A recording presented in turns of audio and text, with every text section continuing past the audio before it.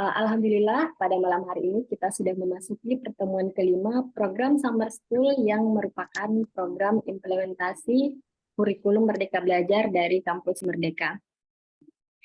Program ini diinisiasi oleh Bapak Muhammad Saleh Muda atau biasa kita sebut Daeng Saleh dan Profesor Dr. Ismail Suardiwaka. Selanjutnya izinkan saya menyapa speakers atau pembicara kita pada malam hari ini. Ada Profesor Dr. Muhammad Galib Matuala MA. Selamat malam, Prof. Malam. Dan hadir juga, apakah sudah hadir juga di tengah-tengah kita pembicara kedua, Bapak Dr. Muhammad Zain MAG? Mungkin sebentar lagi beliau bergabung. Oh, baik.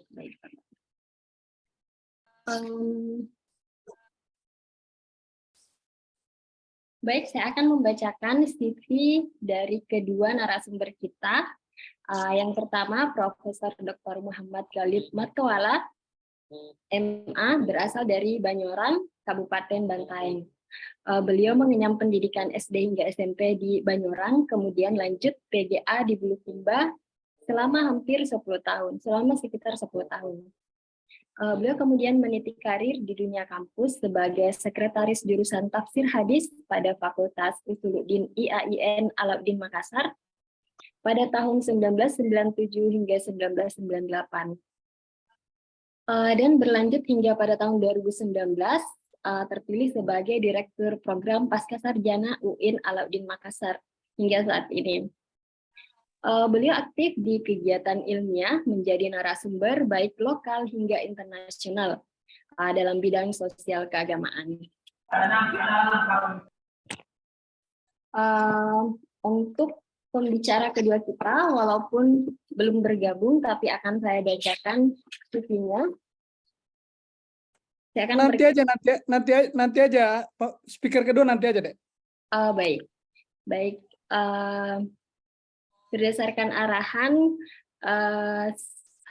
saya akan persilahkan kepada pembicara pertama kita, Profesor Dr. Muhammad Galib Matuala MA, untuk mengambil alih forum.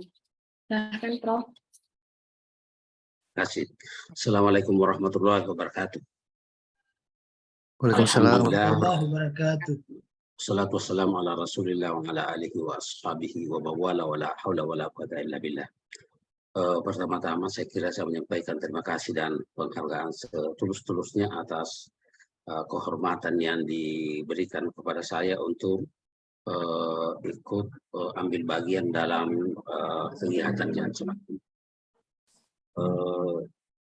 Saya kira topik yang seperti yang ditawarkan, kita akan berbicara mengenai bagaimana ahlul kitabnya dalam Al-Quran, dan saya kira seperti yang diarahkan bahwa waktu yang diberikan sekitar 15 sampai 20 menit. Tentu saja kita tidak ingin berbicara dalam secara sangat konsepsional tentang perdebatan di sekitar ahlul kitab, tetapi sebenarnya saya ingin lebih menekankan bagaimana Al-Quranul Karim memberikan informasi tentang ahlul kitab itu yang memberikan petunjuk bahwa manusia ini beragam. Ada keberagaman, tidak ada keberagaman budaya, dan bagaimana kita berinteraksi di tengah-tengah keberagaman. Saya kira itu yang kita bisa tangkap dari perbincangan Al-Quranul Karim tentang ahlul kitab. Secara sangat umum, ketika Al-Quranul Karim berbicara tentang ahlul kitab, dan itu nanti adanya pada periode Madinah, karena Madinah pada saat Rasulullah SAW datang, itu kelompok the ruling class-nya adalah Yahudi. Nah, karena itu Rasulullah SAW ketika tiba di Madinah, beliau membangun komunikasi yang intensif antara Muhajirin dan Ansar, dan sesudah itu melakukan perjanjian dengan penduduk Madinah yang dikenal dengan Piagam Madinah, termasuk di situ komunitas Yahudi. Nah, Al-Quran Karim dalam banyak ayat yang sekitar 25 ayat itu berbicara secara sangat eksplisit tentang Ahlul Kitab. Salah satu yang saya cantumkan di sini adalah bagaimana Al-Quran Karim mengarahkan untuk umat Islam berinteraksi dengan Ahlul Kitab. Nah, secara sangat umum bahwa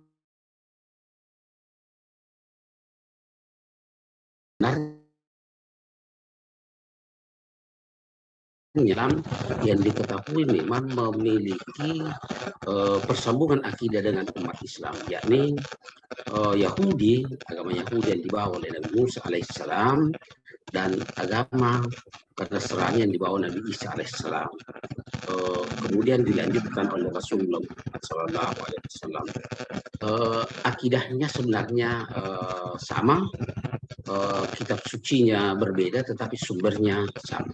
Ada perbedaan-perbedaan, ada persamaan-persamaan, dan karena itu dalam konteks ini Allah Subhanahu wa Ta'ala memberikan informasi kepada Rasulullah SAW untuk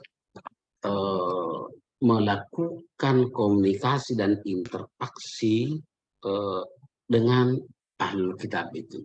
Ta'alau ila kalimatin sawa. Jadi bagaimana berinteraksi kepada kalimat yang sama. Jadi tetapi ketika kalimatun sawa itu tidak ditemukan, Al-Quran Karim mengatakan isyhadu bi anna muslimun, akui eksistensi kami. Jadi bukan pengakuan kebenaran, tapi pengakuan eksistensi agar bisa berinteraksi di tengah-tengah keberagaman, membangun komunikasi yang harmonis, tukar menukar informasi dan pengembangan peradaban meskipun kita berbeda. Nah, karena itu dalam konteks ini sebenarnya Al-Quran Karim memberikan informasi dan Rasulullah SAW memberikan petunjuk praktis bagaimana berkomunikasi dengan saudara-saudara kita yang berbeda agama, khususnya Ahlul Kitab.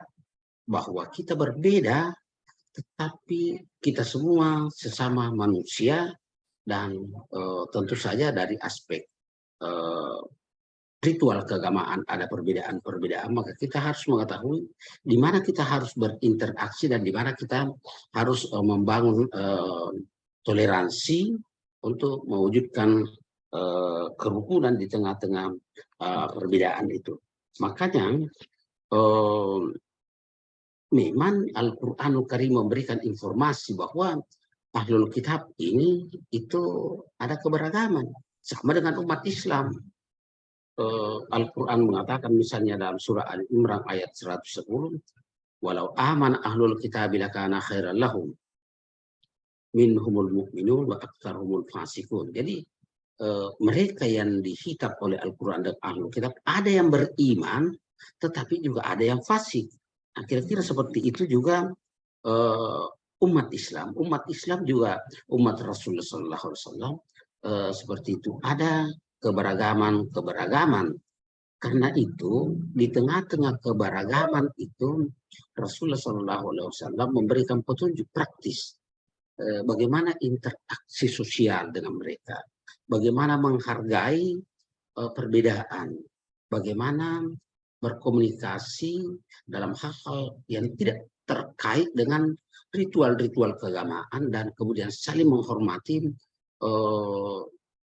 perbedaan-perbedaan yang ada di antara umat yang berbeda, akidah berbeda, pandangan dan berbeda kitab suci.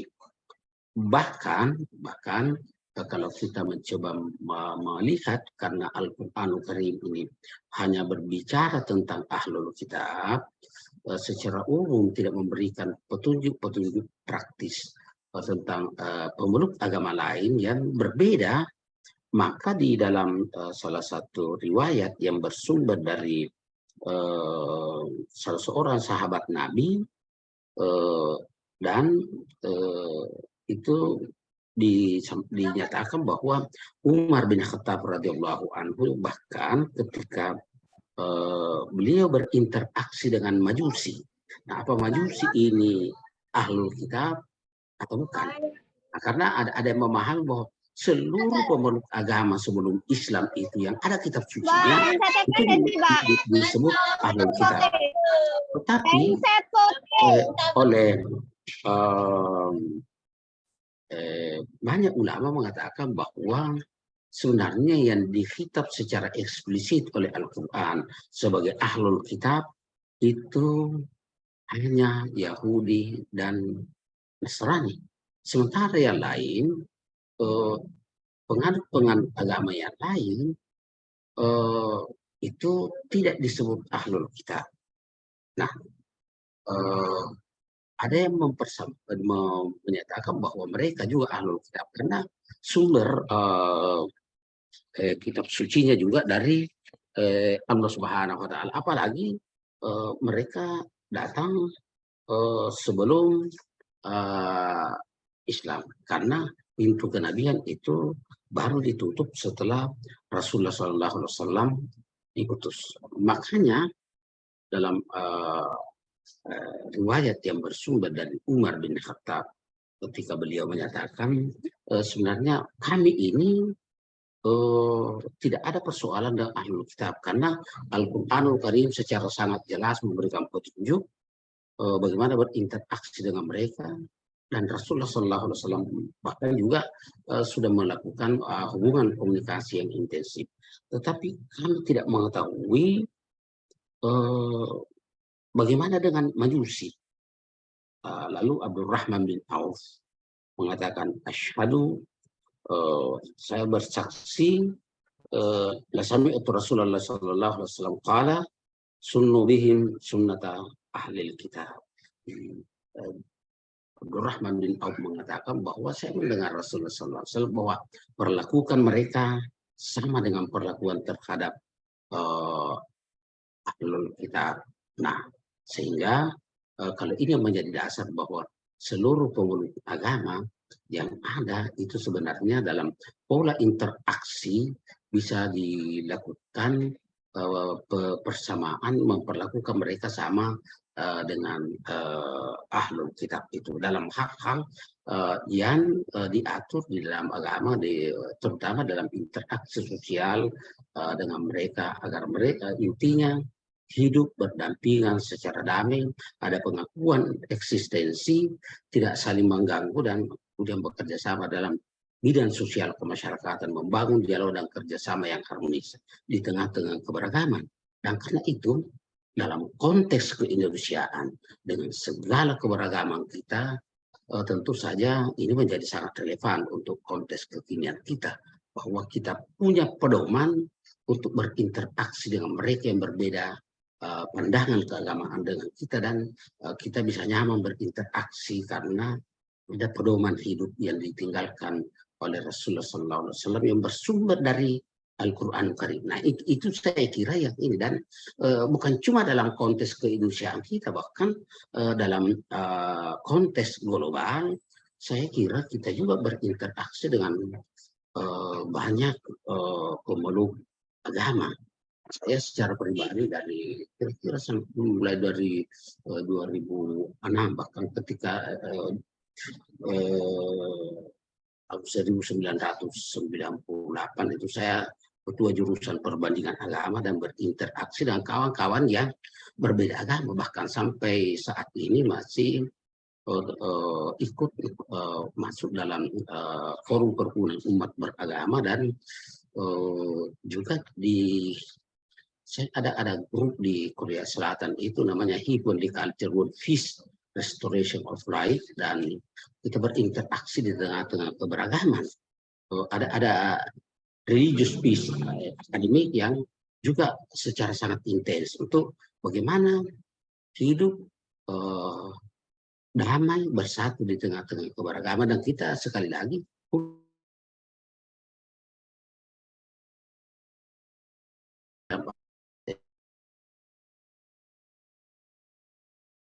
iman dalam tataran implementasi di tengah keberagaman kita dengan situasi dan kondisi yang berbeda. Nah, itu tentu perlu kebijakan-kebijakan untuk kita bagaimana kita memahami Al-Quran dan kemudian bagaimana interaksinya yang saya kira cukup dinamis. Dan karena itu saya pikir dalam konteks inilah dialog kita pada malam hari ini menjadi sangat penting untuk mungkin kita berbagi pengalaman bagaimana berinteraksi di tengah-tengah keberagaman itu. Saya kira itu saja pengantar dari saya karena nanti Pak Dr. Muhammad Zain saya kira akan menambahkan mungkin lebih luas dari ini dengan cakupan dan pengalaman saya kira yang lebih luas dan kemudian saya kira sudah itu kita bisa sharing pendapat terkait dengan hal itu. Saya kira itu saja dari saya. Terima kasih. Assalamualaikum warahmatullahi wabarakatuh. Waalaikumsalam warahmatullahi wabarakatuh. Waalaikumsalam Terima kasih warahmatullahi banyak wabarakatuh. Prof atas pemaparannya.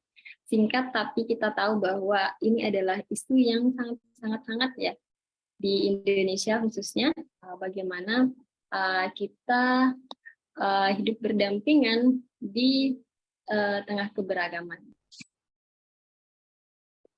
Selanjutnya, saya ingin mengecek dulu apakah narasumber kedua kita sudah ada di room. Assalamualaikum. Waalaikumsalam.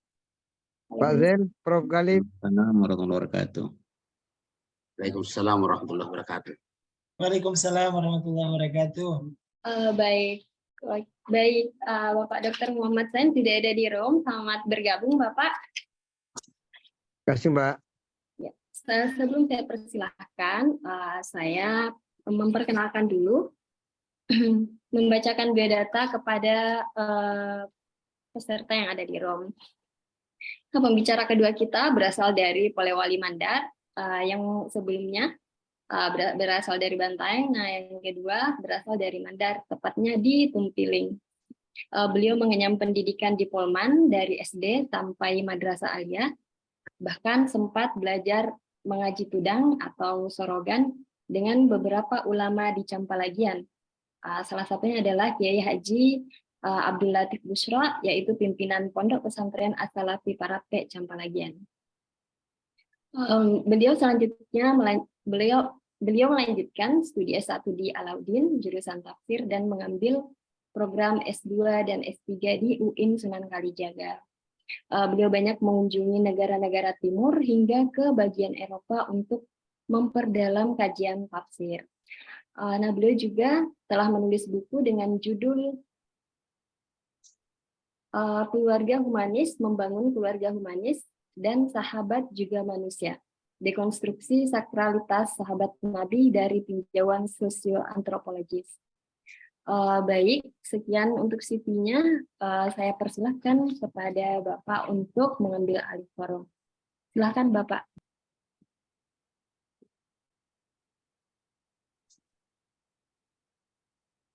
Bismillahirrahmanirrahim.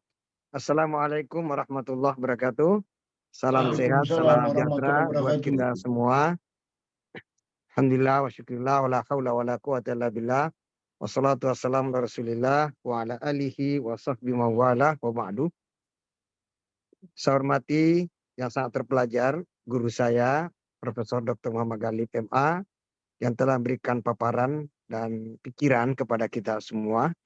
Saya hormati sahabat kakak saya Dr. Muhammad Saleh Muda yang sekarang ini mengambil sebagai PhD kandidat di Harvard Seminary Amerika. Saya hormati semuanya, saudari semuanya. Ini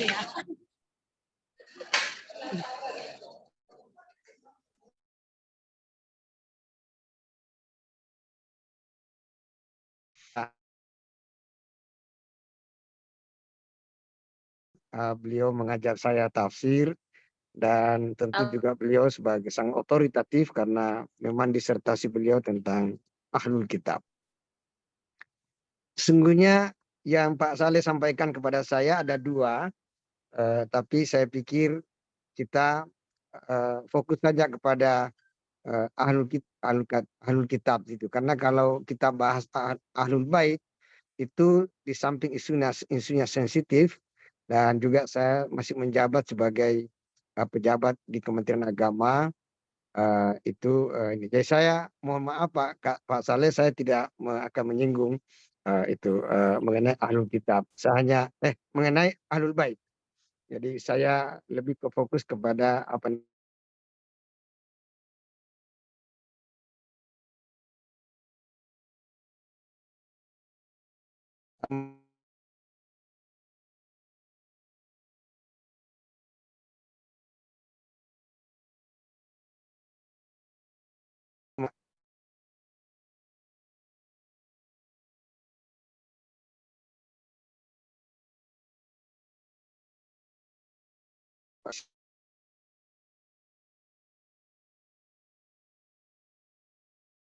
Allah agama-agama Abrahamik untuk perdamaian dunia. Ini transkripnya sudah menjadi buku. Di sini dijelaskan seluruhnya dari pakar-pakar berbagai rabi, tokoh-tokoh Yahudi internasional, tokoh-tokoh agama dari Muslim, juga ada Pak Profesor Alwi Shihab, ada ya banyak tokoh di situ, dan saya dianggap mendelivery diskusi ini. Saya pikir ini nanti saya kasih kepada panitia agar bisa dibaca. Buku ini cukup menarik dan saya sebagai editornya. Dan selama 1 tahun kita mengadakan webinar pada saat itu di samping kita COVID.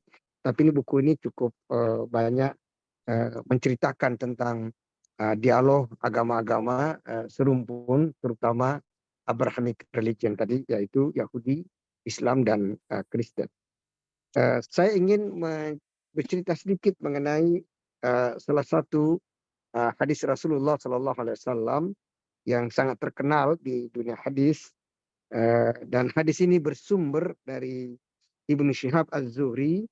Beliau ini sebagai periwayat awal Islam dan menjadi otoritatif, ya, sangat otoritatif. Jadi kalau ada sebuah hadis itu ada Az-Zuhri, otoritatif. Nah, hadis itu berbunyi la tushaddur rihal illa salasati masajid.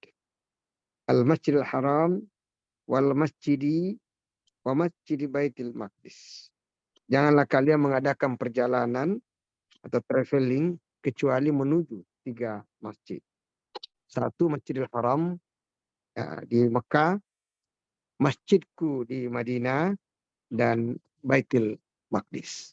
Nah, ini hadis ini sangat terkenal dan bahkan ini barangkali juga dipakai oleh travel itu kalau ada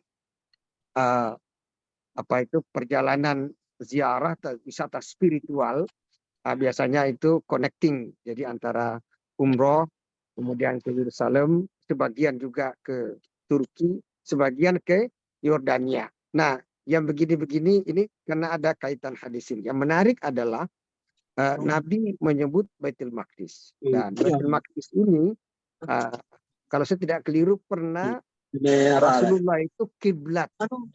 Jadi saya bahas dalam buku ini, saya bahas tentang kiblat.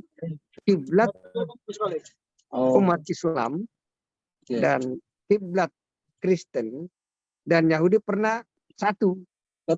Jadi awal-awal ketika Islam baru tumbuh di Mekah, baru turun perintah sholat, maka umat Islam itu tidak langsung ke Ka'bah, tapi pernah ada 16 bulan Nabi itu kalau sholat menghadap Baitul Maqdis, Yerusalem. Nah, ini menarik ini. Nanti belakangan ketika beliau di Madinah, baru menghadap ini. Barangkali karena waktu itu Ka'bah masih banyak sekali bergelantungan patung-patung. Konon dalam sejarah kalau kita baca sirah itu ada 360 patung pada saat itu. Nanti pada saat Fatu Makkah baru diselesaikan patung itu, diturunkan. Jadi Bapak Ibu sekalian yang saya hormati, ini menarik sekali. Jadi dalam kajian kiblat, umat Islam atau Abrahamic religion, Yahudi, Kristen, dan Islam itu pernah satu kiblatnya. Ini yang menarik sesungguhnya. Jadi teman-teman itu bisa apa ini. Tetapi pada saat yang sama ada seorang profesor, seperti pasti Kak Saleh kenal ya, profesor yang ahli kitab. Jadi Prof. Gali pasti paham sekali. Beliau namanya John Levinson. Beliau adalah profesor ahli kitab dari Guru Besar Harvard University, Amerika. Beliau mengatakan kalau kita melakukan dialog agama-agama, kalau tujuan utama dialog itu antar agama apapun, apakah agama Islam, Kristen, Yahudi, Majusi tadi yang Prof. Gali sampaikan, Zoroaster. Ya. Saya tidak keliru, Majusi itu juga disebut sebagai Alkitab oleh Syekh Muhammad Abdul. Kalau saya tidak keliru ya. Dulu Pak Gali menyampaikan itu kepada kita. Intinya kita cek.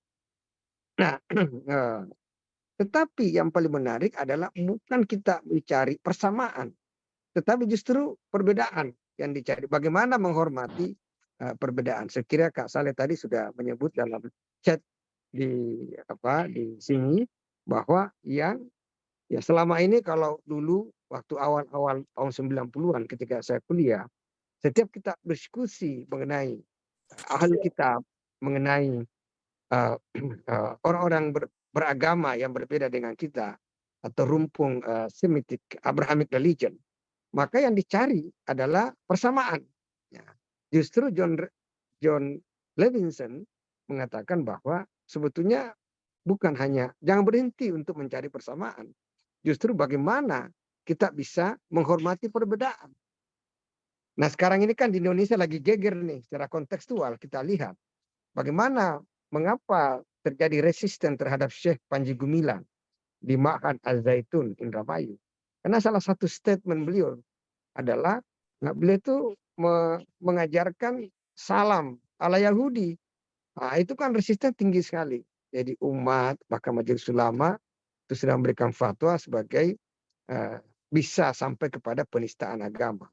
Nah ini kan penting bagi kita. Kalau Kementerian Agama ya agama resmi itu semua. Kalau pokoknya kita pidato semua salamnya assalamualaikum, salam, apa itu Om Swastiastu, Namo Buddhaya, ya semua agama resmi itu disebutkan sampai Konghucu ya. Nah ketika Yahudi itu resistensinya tinggi sekali. Seperti hari ini kita baca dan ini faktanya seperti itu. Jadi menurut saya kalau dalam konteks Indonesia ya barangkali dua-duanya harus kita lihat. Dalam agama itu ada sisi-sisi yang sama dalam agama. Seterusnya kita juga akan melihat bagaimana menghormati perbedaan dalam agama-agama, terutama Abrahamic religion ini. Jadi itu yang penting saya sampaikan. Yang kedua, saya lagi membaca Prof, semua kawan-kawan sekalian, saya lagi membaca di mana ya antara Islam, Kristen dan Yahudi ini kan dia masuk rumpun Abrahamic religion. Tapi hampir kajian-kajian Yahudi di Indonesia itu tidak terlalu semarak. Ya. Artinya tidak banyak orang yang mengkaji Yahudi. Nah, ya itu. Jadi ada kawan saya di Aceh juga bahas Yahudi, tapi tidak terlalu banyak.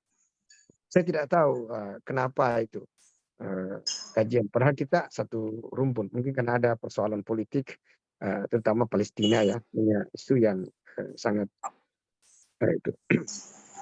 Kemudian terkait dengan Alkitab, ya seperti yang kita baca dalam berbagai pandangan, terutama pandangan siapa itu? Ibnu Taimiyah.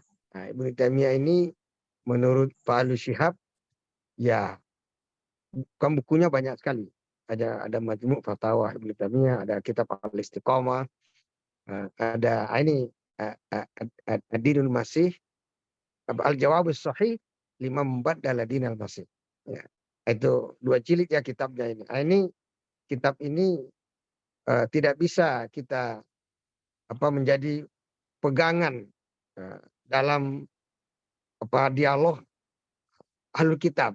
Karena beliau jelas bukan menyerang, ya menyerang Kristen di kitab ini. Jadi ini meskipun beliau sangat otoritatif ya, bidang logika, mantik, kemudian filsafat, bukunya banyak sekali ya, Minhajus Sunnah dan sebagainya. Tetapi dengan segala otoritas beliau yang luar biasa itu, khusus untuk ahlul kitab, kajian kitab, saya pikir Ibnu Taimiyah, terutama kitabnya Al-Jawabus Shahih, 5 Embat dari Din Masih, itu bukanlah rujukan yang tepat untuk bisa dibaca, tetapi ya memang karena beliau ini kan hidup melihat mungkin perang salib ya, reruntuhan Baghdad.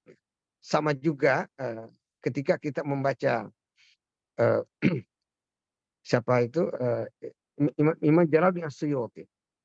Beliau punya kitab sangat terkenal, ada 500 kitabnya, ada yang sangat terkenal, kitab Tafsir Jalalain. Nah, ini Tafsir Jalalain adalah tafsir yang sangat digemari dan hampir seluruh pondok pesantren pasti mengajarkan Tafsir Jalalain. Tetapi karena beliau hidup pada abad 15 di Mesir, Kairo, beliau itu kan masih ketemu dengan perang salib itu. Jadi makanya tafsir Al-Fatihah, Siratal ladzina an'amta 'alaihim ghairil maghdubi 'alaihim waladdallin, itu ya ihdinas siratal mustaqim, bimbinglah kami ke jalan yang lurus lempang. Mana jalan lurus lempang itu? Siratal ladzina an'amta 'alaihim, yaitu jalan orang-orang yang telah engkau beri nikmat kepada mereka. Ghairil maghdubi 'alaihim, bukan jalan orang-orang yang engkau murkai. Waladdallin, dan juga bukan orang-orang yang tersesat. Nah, di situ kalau kita merujuk kepada tafsir Jalalain, itu disebut al-maghdubi alaihim itu wal Yahud, Yahudi. Kemudian waladdallin, dan bukan juga jalan orang-orang yang tersesat, itu dianggap Nasor. Nah, ini kan tidak bisa dibayangkan kalau tafsir ini dipahami oleh publik di Indonesia, apalagi kalau dibaca di Tator kampung saya itu, Mamasa itu, ini bisa membayangkan itu. Jadi ya tafsir ini ya bagi saya ya tidak membangun hubungan baik antara ahlul kitab di Indonesia, tetapi ya konteks waktu itu karena itu ada perang salib ya masih berpengaruh. Ini bagi saya perlu diseleksi, ada konteksnya di mana kita bisa membaca buku itu. Jadi saya pikir dalam konteks kajian Alkitab, tafsir Jalalain untuk beberapa poin itu tidak direkomendasikan. Ya, itu terlepas dari sepakat atau tidak sepakat teman-teman sekalian. Jadi itu pemahaman saya karena ya memang Indonesia yang plural ya kita harus meletakkan sesuatu, dan saya pernah menyampaikan kira-kira 3 tahun atau 4 tahun yang lalu itu saya dikritik sangat keras oleh salah satu tokoh yang juga dosen saya sungguhnya, Profesor Din Samsudin, ya, ketika saya menjelaskan bahwa ada ayat dalam Al-Quran itu ayat-ayatnya mestinya dipahami secara sosiologis, antropologis, dan ada juga ayat dalam Al-Quran yang mestinya dipahami secara teologis. Memahami ya. Jadi itu saya dikritik, masih ada jejak digitalnya itu. Jadi umpamanya ayat surah Al-Baqarah yang sangat terkenal itu, walan tarda angkal yahudu walan nasara hatta tattabi'a millatahum. Jadi orang-orang Yahudi dan orang-orang Nasrani tidak akan ridho kepada Muhammad kecuali engkau mengikuti millah. Ada yang mengatakan millah itu agama, ada yang mengatakan tradisi mereka. Jadi saya bilang ayat seperti ini sebaiknya mungkin lebih lurus kalau kita memahaminya secara kontekstual. Bahwa pada masa ayat ini turun, itu Nabi menjadi Nabi dan kaum muhajirin dari Mekah di Madinah, posisi beliau itu sebagai newcomer, pendatang baru. Sementara orang-orang Yahudi dan orang Nasrani di Madinah pada saat itu memang sudah puluhan tahun menguasai ekonomi dan menguasai politik pada saat itu. Nah, tiba-tiba datang Rasulullah SAW bersama para sahabatnya itu, dan ternyata Nabi itu menguasai pasar. Ya, karena ketika Nabi Abdurrahman bin Auf tiba di Medina, yang pertama kali dia cari adalah bagaimana pasar, dan beliau menguasai pasar. Ya.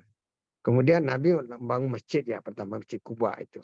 Tetapi ya lama kelamaan ya Nabi dan para sahabatnya menguasai ekonomi pasar, menguasai kekuasaan juga di sana. Nah, datanglah, pantaslah ayat itu turun, walan tardo angkal yahudu walan nasara hatta tatabi'a millatahum. Nah, ini saya bilang dalam satu pertemuan bahwa ayat seperti ini sebaiknya dilihat dari historisitasnya, konteksnya itu. Nah, kalau ini dibawa ke Indonesia, yang mana ya saudara-saudara kita di tempat-tempat tertentu, ya seperti di Papua, di Tanah Toraja, di kampung saya, di Mamasa, kemudian NTT dan sebagainya. Ayat ini harus dipahami secara sosiologis, bahwa ayat ini menerangkan situasi dan konteks Madinah pada saat itu. Dan ternyata memang dalam buku ini ada banyak orang-orang tokoh-tokoh dunia Yahudi dan Kristen yang punya pemahaman yang luar biasa, seperti ta'alau ila kalimatin sawa, itu agar kita selalu mencari common platform, persamaan untuk mencari ini. Berbeda dengan John Levinson tadi.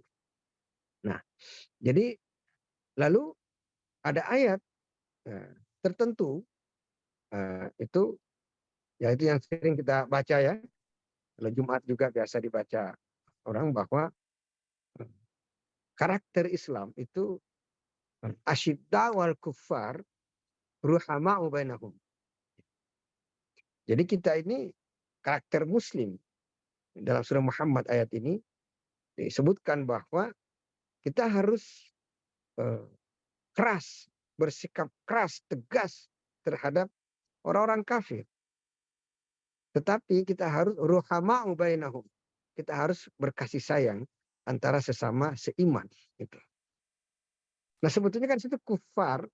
Kufar itu kan beda dengan ahlul kitab. Seperti kalau kita baca disertasinya Prof. Galib, nah itu kan beda dengan ahlul kitab. Jadi bagaimanapun ada al-kafirun, al-kufar, ada ahlul kitab. Nah, di sini disebut asyiddaw al-kufar. Kafir itu, ya kalau kita baca Profesor Toshiko Izuzu dalam bukunya Ethical Religious Concept in the Quran, konsep-konsep etika religius dalam Al-Quran, ya itu kufar beda dengan ahlul kitab. Ya, kufar itu ya kalau secara bahasa, seperti guru kita, ini gurunya Pak Saleh juga ini, Dr. Haji Haripudin Cawidu almarhum, konsep kufur dalam Quran, ya petani itu kan biasa juga disebut kufar. Kalau kita ke Mesir, petani itu disebut kufar. Kenapa? Karena kalau untuk menanam sesuatu di tanah, itu ditutup. Nah, itu kufar juga itu. Kalau orang Bugis itu kan ada nanam padi. Kalau nanam padi kan padinya itu kalau mampoinya itu kan itu menutup tanah, itu benih-benih itu juga namanya kufar. Ya, jadi petani itu secara bahasa lugoh itu kufar, bukan kafir ya. Ya, tapi lagi-lagi kata Toshiko Isuzu, ya kafir itu ya menutup kebenaran, menutup diri dari kebenaran.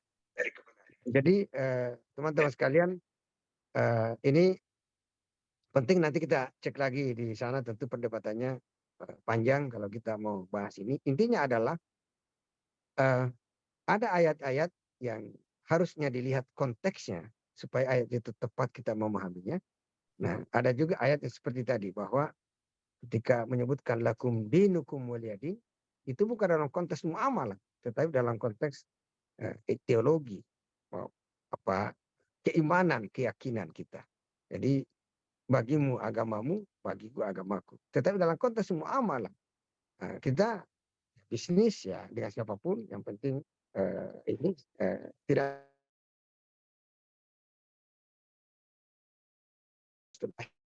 dal kufar wa paham teologi, tidak ada itu. Mungkin kelemahan ya pengantarnya ya. Saya pikir sudah sampai di situ dulu.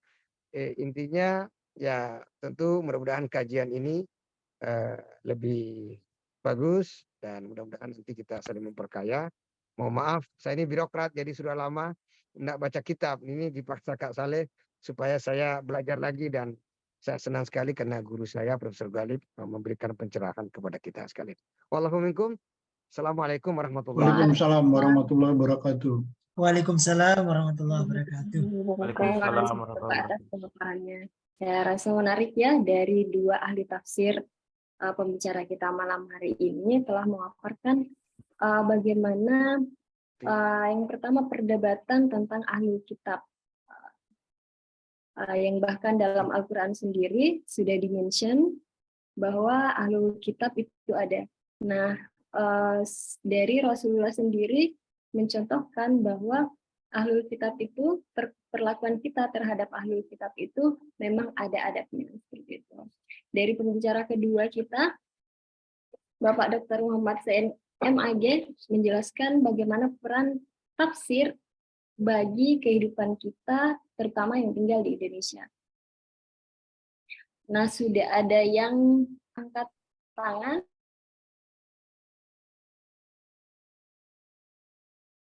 Ada Bapak bertanya, silahkan. Bismillahirrahmanirrahim. Assalamualaikum warahmatullahi wabarakatuh. Maulana Profesor Waalaikumsalam Dr. warahmatullahi wabarakatuh. Maulana Profesor Dr. Muhammad Galib. Saya punya dua pertanyaan untuk antum. Pertama, apakah ahli kitab sekarang masih ada ini? Ahli kitab sekarang. Yang kedua, di Indonesia ada organisasi anti Syiah.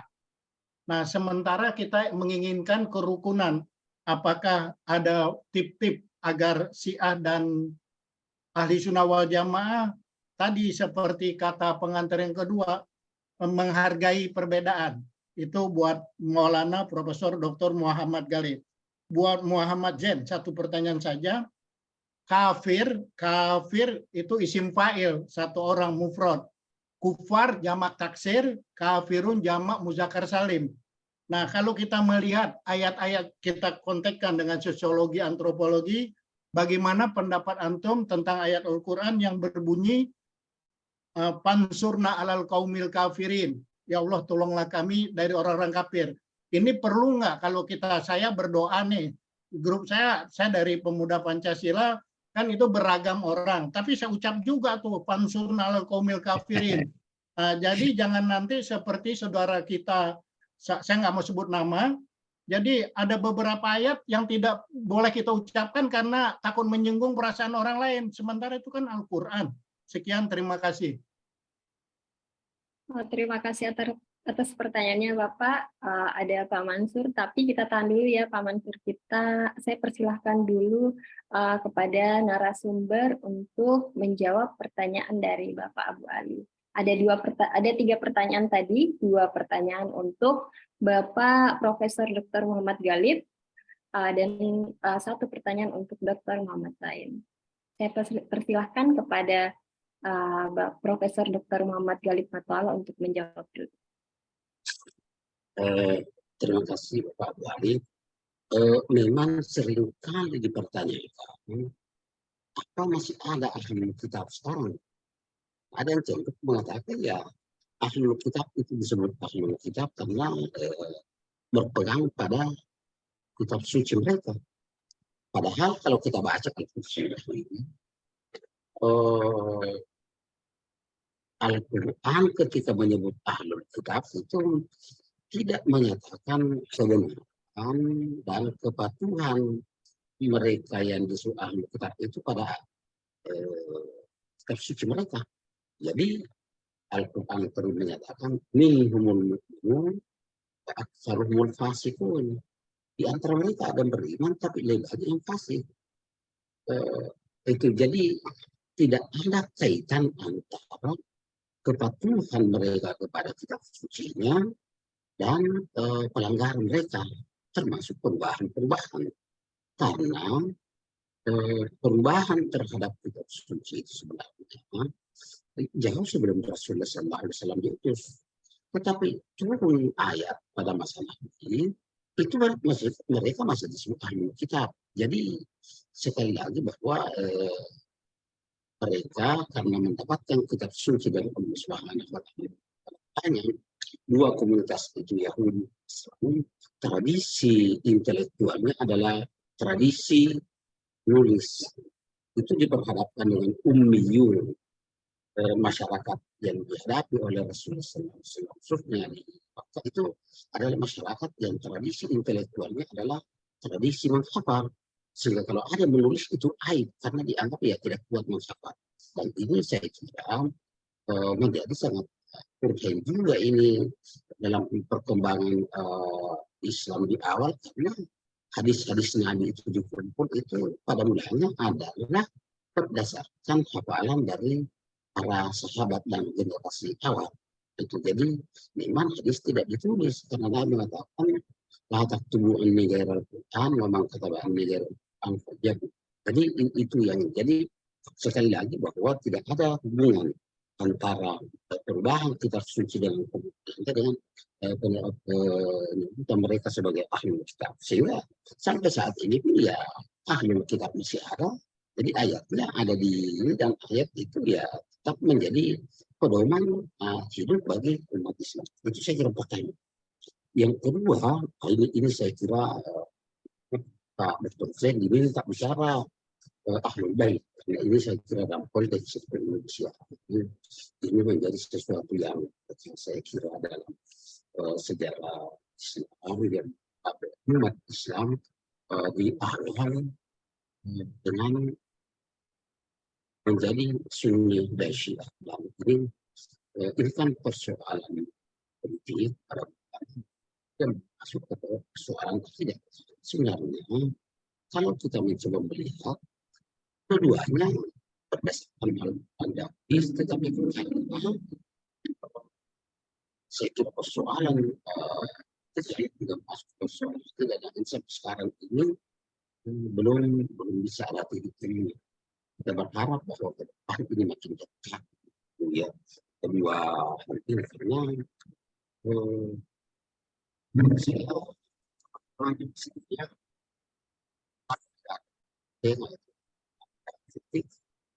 begitu saya ke Iran itu disebut Syiah. Dan kemudian ada ini ketika kami ya cek itu semangat untuk mempersatukan dua kelompok umat Islam ini. Cek selalu tidak tahu dari mana sumbernya itu, tapi Cek mengatakan ana sunni fi mahabbati ashabi Rasulillah wa ana syi'i fi mahabbati ali Rasulillah. Sunni itu karena cinta sahabat, saya sunni. Tapi kalau Syiah itu cinta kepada keluarga Rasul, alul bait, itu saya Syiah. Memang kalau kita mencoba melihat dua komunitas ini, ya kan ini ada perbedaan, tetapi sesungguhnya persamaan dan andai kata dua komunitas ini bersatu di tengah-tengah perbedaan, saya kira Islam ini akan menjadi ini lagi-lagi saya kira memang konteks sosial-historisnya harus dilihat untuk bagaimana umat ini ke depan di tengah-tengah keberagaman. Kita berbeda tetapi mestinya itu tidak tidak dan untuk yang saat ini saya kira memang juga kita hati-hati dan kemudian bagaimana segala mbak kemudian tidak menemukan. Saya cukup banyak interaksi dengan lintas politik agama lain, termasuk yang mungkin tidak terlalu jelas agamanya. Saya di zone Korea itu ada organisasi yang dibentuk Mr. Monkey, namanya Vivaldi Peace Restoration of Life, dan ada secara khusus itu namanya Religious Peace Academy yang berbicara mengenai topik-topik tertentu dalam perspektif agama yang dianut oleh mereka yang dan sesungguhnya melihat jadi bukan untuk mempersatukan, tapi bagaimana perspektif tokoh-tokoh lintas agama melihat persoalan-persoalan yang muncul, dan ini menjadi sesuatu yang sangat penting, terutama dalam konteks kemanusiaan kita. Dan saya sepanjang diskusi-diskusi itu tidak pernah, mungkin karena tidak ada. Tapi kalau yang satu ini dibicarakan ya seringkali itu timbul benturan. Saya kira memang dalam konteks kemanusiaan kita ya di kalangan kumpulan internal di kalangan Islam ini, saya kira sesuatu hal yang jadi sangat penting ya, secara bijak dan yang dicari titik temu yang disebut sebagai kalimat musyawarah agar kemudian kita bisa damai, kita harmonis dalam keberagaman. Saya kira itu yang saya bisa sampaikan. Kedua pertanyaan. Terima kasih Pak. Atas jawabannya. Ada lagi satu pertanyaan tentang kafir tadi ya, ditujukan kepada Bapak Dr. Muhammad. Silahkan Bapak. Terima kasih Prof. Galib, terima kasih yang penanggap, memberi respon luar biasa, dan ini banyak juga pertanyaan di chat Prof. Galib itu, dan saya ingin merespon dulu bahwa memang dari awal tadi saya mohon maaf, saya membatasi diri untuk bicara tentang Ahlul Bait, karena ini isunya sensitif, terutama konsep imamah. Meskipun saya punya kawan banyak ya, karena saya menganut trilogi ukhuwah. Jadi dalam konteks keindonesiaan dan konteks global, ukhuwah yang kita pahami itu pertama ukhuwah al-Islamiyah, yaitu kita menjaga martabat sesama seiman, seislam kita. Yang kedua, jadi apapun mazhabnya, apalagi kalau mazhab pilihan politiknya, kalau dia bersyahadat sama dengan syahadat kita, sholatnya menghadap kiblat, Qur'annya sama dengan kita, nabinya Rasulullah, itulah saudara kita. Bahwa mazhabnya berbeda-beda, itu yang harus kita perpegangi dalam ini. Saya pikir dalam konteks ini juga kita, Syiah itu juga saudara kita. Ya, Syiah itu kan seperti Prof. Galib sampaikan tadi, itu sebetulnya Syiah mirip-mirip Sunni itu. Cuma kalau Syiah itu terlalu dosisnya untuk mencintai Ali terlalu tinggi itu. Kalau dosisnya turun sedikit, itu namanya Sunni, Pak. Jadi itu aja. Dan ada dua hal yang sangat membedakan antara Sunni dengan Syiah. Jadi pertama tadi itu dosis untuk mencintai Ali bin Abu Thalib itu tinggi sekali. Bahkan dianggap bahwa Ali itu adalah khalifah yang sejatinya mengganti Rasul sepeninggal Rasulullah SAW. Itu. Dan yang kedua ada konsep imamah. Jadi kalau sudah imam wilayah faqih yang bicara, maka itu sangat otoritatif, bukan hanya dalam hal agama, juga dalam hal politik. Itu. Nah, itulah perbedaan kita Sunni dengan Syiah itu. Dulu waktu 1995 saya ketua senat di UIN Alauddin Makassar, saya mengundang Kang Jalal ke Makassar dan itu ada lebih 1.000 peserta seminarnya dan kita minta profesor guru saya almarhum Profesor Sudi Ismail, salah seorang ahli hadis yang terkemuka di Indonesia, dan beliau mengatakan tidak boleh kita tidak usahlah saya tampil berduet panel dengan Kang Jalal karena Sunni Syiah itu adalah produk sejarah dan berdarah-darah. Jadi tidak mudah waktu itu kami menggagas sebuah seminar nasional judulnya Rekonsiliasi Sunni Syiah di Indonesia. Itu ada dalam jurnal Ulumul Quran itu diungkap oleh Kang Jalal almarhum. Jadi memang ini ada itu kita harus membatasi diri, tapi inti menurut saya kita tidak boleh anti karena dia saya sudah 2 kali ke Iran, itu saya sengaja mencari Al-Quran. Jadi setiap ada saya ke Qum, Teheran, ke Mashhad, dan saya beli Al-Quran. Ya, sengaja saya masuk pasar yang kira-kira saya langsung beli Al-Quran. Saya ingin membuktikan bahwa apakah Al-Quran di sana sama dengan Al-Quran kita. Jadi ternyata tidak ada bedanya sama sekali. Memang pemahamannya ada beberapa ayat yang mereka khususkan untuk Ali bin Abu Thalib karramallahu wajhah. Ya, berbeda dengan pemahaman mainstreaming Sunni kita. Ya, tapi Quran yang saya miliki dari berbagai daerah yang saya ini termasuk di Isfahan itu juga sama persis dengan Quran yang kita baca. Qurannya sama Pak ya? Qurannya sama?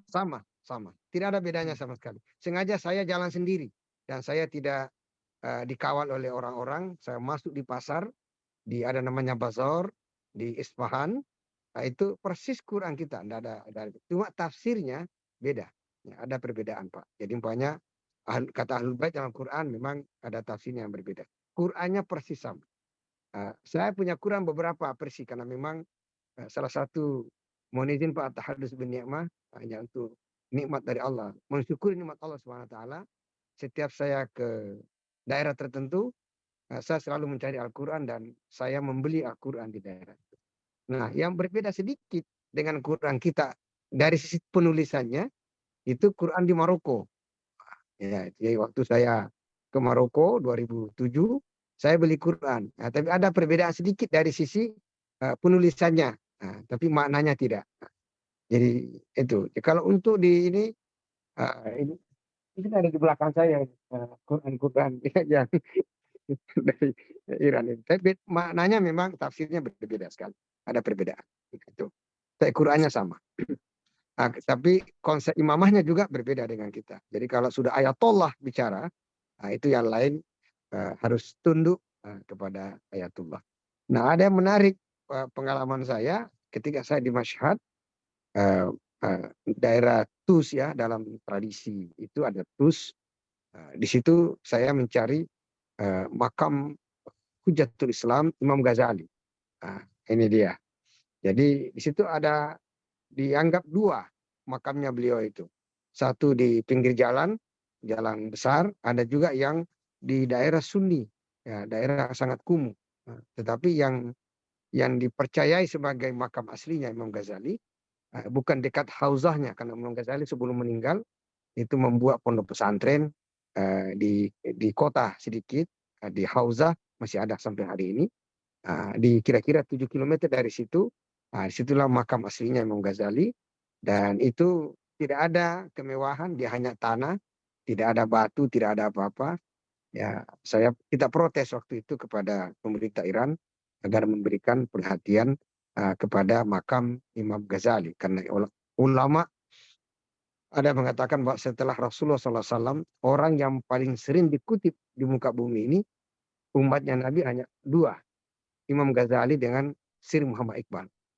Orang ini, ulama ini kita sangat dimuliakan. Tetapi di Syiah mungkin karena Imam Ghazali itu bukan keturunan Ahlul Bait, makanya penghormatan beliau tidak seperti Sunni. Nah, sama halnya dengan di Mashhad. Ya, di Mashhad itu ada makam Imam Ali Ridho. Ali Ridho itu di makamnya itu ada kompleks, bahkan berapa hektar itu, ada mengatakan 100 hektar, ada universitas di situ, dan makam Khalifah Harun al-Rashid yang sangat terkenal itu, konon kabarnya itu berdampingan dengan makamnya Imam Ali Ridho. Nah, tetapi yang diziarahi orang itu adalah Imam Ali Ridho, sementara makam Khalifah Harun al-Rashid yang sangat terkenal itu, yang membuat Baitul Hikmah, perpustakaan raksasa pada abad 8, itu tidak ditutup katanya. Ini makanya hal-hal sensitif. Tapi dalam konteks ukhuwah Islamiyah, saya setuju dengan pandangan Prof. Galib.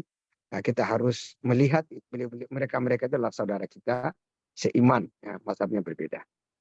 Dan seterusnya ukhuwah al-wataniyah, ya, kita sama warga bangsa Indonesia nation state, kita harus menghormati siapapun yang berdiri sebagai warga bangsa di Indonesia dari Sabah sampai Merauke. Dan yang terakhir adalah ukhuwah al-insaniyah, ya, kita siapapun, yang penting anak cucu Adam, manusia, kita harus hormati martabat dan harkat dan martabatnya. Inilah yang diajarkan oleh Syekh Yusuf Al-Makassari, sehingga beliau pernah berkata bahwa inti agama adalah ma'rifatullah. Dan inti ma'rifatullah adalah silaturahim. Jadi kata Syekh Yusuf Al-Makassari, sejatinya orang semakin beragama, semakin tinggi keberagaman kita, mestinya semakin mencintai sesama manusia tanpa melihat suku, agama, etnik, dan sebagainya. Ini kan lebih menarik kalau itu. Mengenai kafir, ya itulah Pak. Jadi dulu kan ada perdebatan di Indonesia ini. Apakah kul ya ayyuhal kafirun itu diterjemahkan, katakanlah Muhammad, wahai orang-orang kafir, diterjemahkan wahai non-muslim. Itu beda. Itu kan dulu pernah debat itu. Kalau ini kan unbeliever. Al-kafirun, unbeliever, tidak percaya, tidak beriman. Al-kafirun itu, jadi Nasrani dan Yahudi, saya pikir Majusi ada juga berpendapat ulama, kalau tidak saya tidak keliru, itu juga Syekh Muhammad Abdul mengatakan itu. Itu mereka sebagai ahlul kitab. Jadi ahlul kitab sekali lagi berbeda dengan al-kafirun. Itu kafir, kufar, itu ini. Kalau kita baca bukunya Dr. Hadi Puncawidu, ini gurunya Kak Saleh ini, guru saya juga, bahkan beliau sebelum meninggal saya asisten beliau. Beliau itu membagi dari berapa 500 lebih ayat tentang kafir dalam Al-Quran.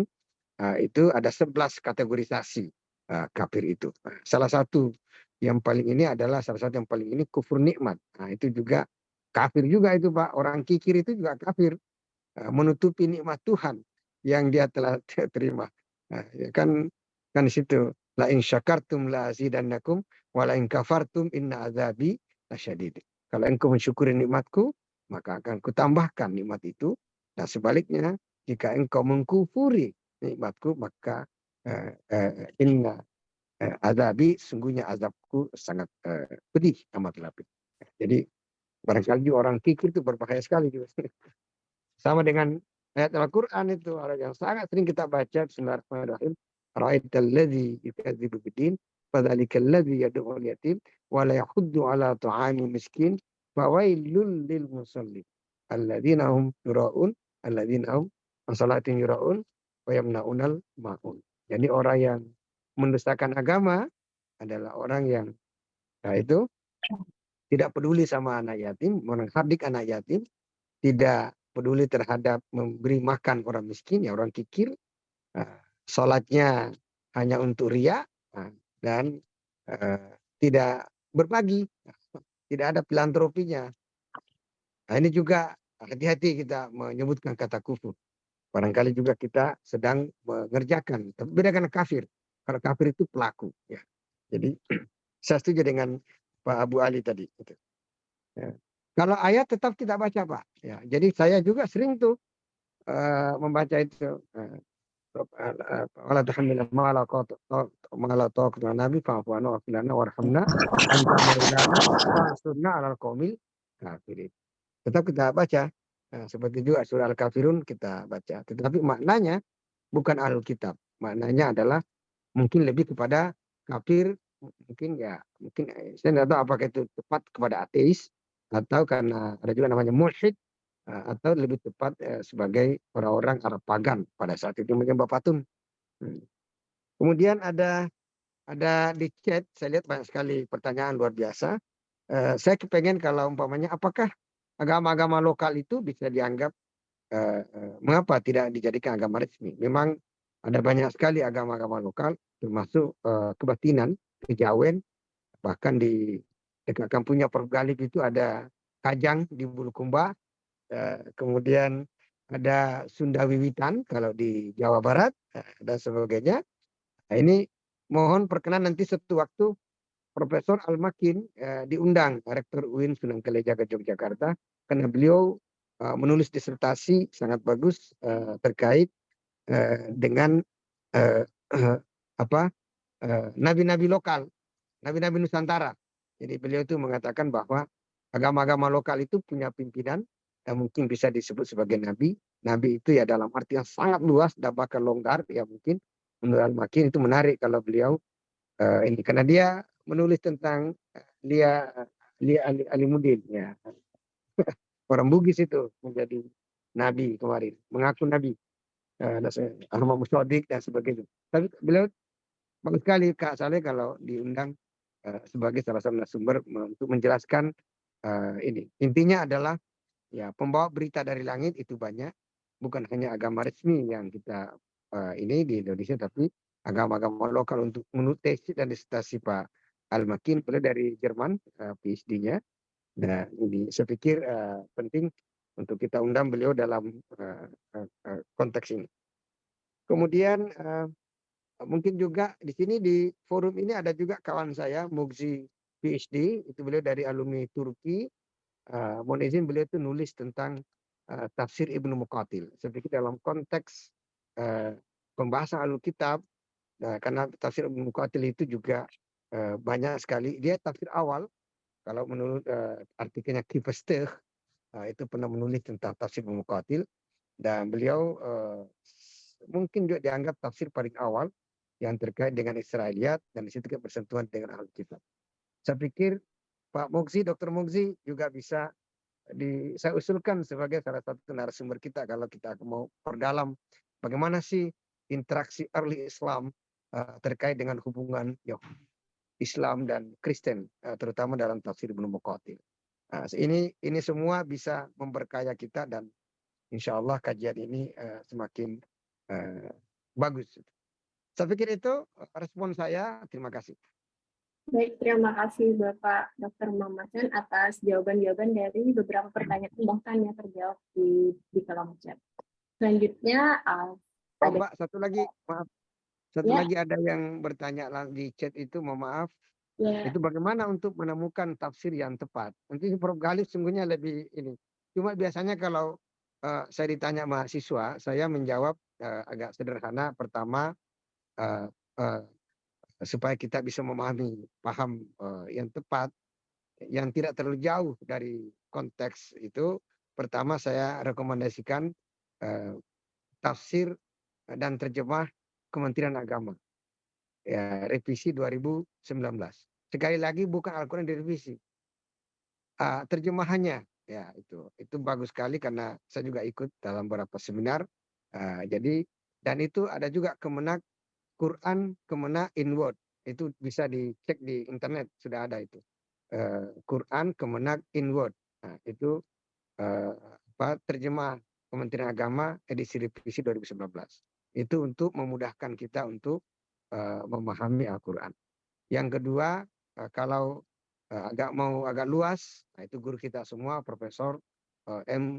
Quraish Shihab, Tafsir Al-Misbah 15 jilid. Itu bagus sekali karena beliau juga mengambil konteks Arab, kemudian juga mengambil konteks Indonesia, dan terjemah Pak Quraish Shihab itu sangat bagus, sangat dalam. Nah, kalau mau lebih luas lagi, ya itu bisa Dokhali Quran, translation Dokhali Quran Abdullah Yusuf Ali. Kecuali ayat Al-Ahzab ayat 35 tentang penjelasan Khatamun Nabiyyin. Kenapa? Karena ayat ini berbicara tentang beliau itu Ahmadiyah. Jadi Khatamun Nabiyyin di situ bukan diterjemahkan Nabi, maka Muhammadun aba hadim rijalikum walakin Rasulullah Khatamun Nabiyyin. Khatamun Nabiyyin di situ beliau terjemahkan bukan hanya Nabi terakhir tapi stempel kenabian. Nah, jadi makanya Ahmadiyah itu menganggap masih ada Nabi setelah Rasulullah SAW. Kalau kita khatam itu berarti ya itu Nabi terakhir. Karena stempel itu seperti dulu kalau kita mengirim surat, nah, itu kan ada stempel pos. Jadi begitu nyampe surat kita, umpamanya dari Makassar ke Jakarta, begitu nyampe ada stempel pos. Nah, itu Nabi dianggap khatam an-nabiyin, stempel kenabian. Nah, kecuali itu, sama juga dengan saya rekomendasikan Abdul Halim. Dokhali Quran itu juga terjemahnya bagus banget. Yang ketiga Piktal. Piktal itu bagus sekali, bagus sekali. Dan yang keempat saya rekomendasikan The Message of the Quran, ditulis oleh Muhammad Asad. Muhammad Asad itu awalnya sebagai wartawan Yahudi, namanya dulu Leopold Weiss. Setelah melakukan perjalanan panjang sekali di Gunung Sahara, kemudian keluar masuk Mesir, Mekah, akhirnya beliau menulis buku The Road to Mekah, perjalanan menuju Mekah, dan beliau memeluk Islam, dulunya Yahudi menjadi Islam, dan menulis tafsir The Message of the Quran. Semua tafsirnya bagus banget, satu ayat yang mungkin ibu-ibu tidak terlalu suka karena beliau menerjemahkan fankihu ma tabalakum minan nisa masna wa thulatha wa ruba' fa in khiftum alla ta'dilu fa wahidah aw ma malakat aymanukum. Beliau membolehkan poligami bagi laki-laki karena menurut beliau secara natural laki-laki tidak mengalami menopause lebih cepat daripada perempuan. Sementara perempuan pada umur-umur tertentu itu mungkin 50 atau 5 itu mengalami menopause. Laki-laki mungkin pada usia 70 masih bisa itu. Jadi secara natural, secara alami beliau membolehkan poligami. Yang lain-lain saya setuju. Terima kasih Pak, mudah-mudahan bisa memberikan sedikit. Baik, terima kasih Bapak Dr. MAG atas jawaban-jawaban dari beberapa pertanyaan yang ada di chat. Terakhir tadi direkomendasikan beberapa tafsir yang bisa kita gunakan. Dan rekomendasi pertama tadi dikeluarkan oleh Kementerian Agama. Baik, Bapak Ibu, ada yang raise hand, Bapak Dr. Mansur MAG, Rektor IAI BDI Sudan Depang. Saya persilahkan Pak Dokter untuk memberi pertanyaan. Terima kasih. Assalamualaikum warahmatullahi wabarakatuh. Waalaikumsalam warahmatullahi wabarakatuh. Terima kasih atas kesempatan yang diberikan kepada kami. Pertama-tama kami sampaikan Guru Tak yang saya hormati Profesor HM Muhammad Galib ya, dan Guru Tak Dr. Muhammad Zain MAG.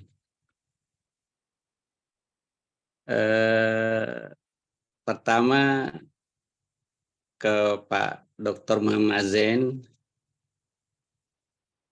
bukunya boleh nggak dikirim ke Sulawesi Selatan?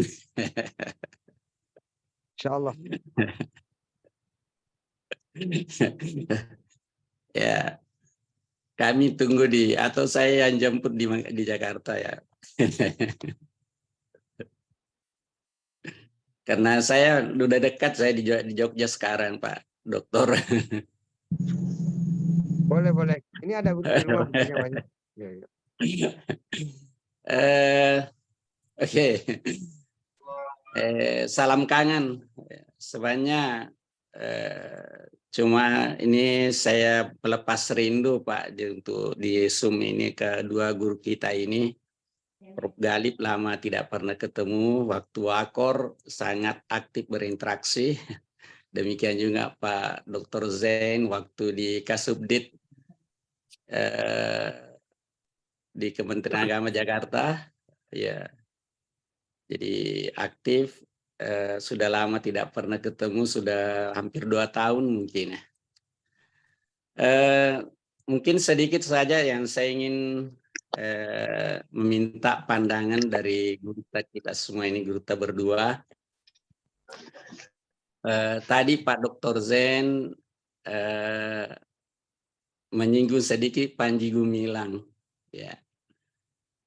Ada yang terselip di daerah kita yang menanggapi di daerah kita, di daerah Sulawesi Selatan khususnya, dan disidrap pada ya lebih khusus lagi Panji Gumilang dilihat di tayangan TV itu memelihara babi, ya, memelihara babi.